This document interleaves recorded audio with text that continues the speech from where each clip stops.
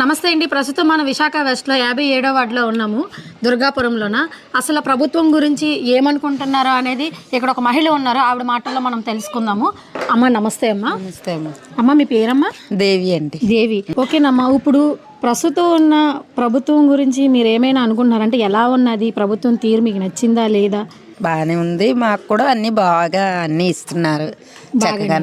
అంటే ఏ విధంగా బాగుందని మీరు అంటే మాకు అమ్మఒళ్ళు అని తర్వాత చెయ్యూతలని బాగానే ఇస్తున్నారు కదా, మరి ఇస్తున్నాయి. అందుకు నచ్చింది. మరి ఇంతకు ముందు ఉన్న ప్రభుత్వం కూడా మరి పథకాలు అనేవి పెట్టింది కదా, మరి అవును. వాళ్ళంటే ఇలా ఇవ్వలేదు కదా, ఇతను ఇచ్చాడు ఇలాగా.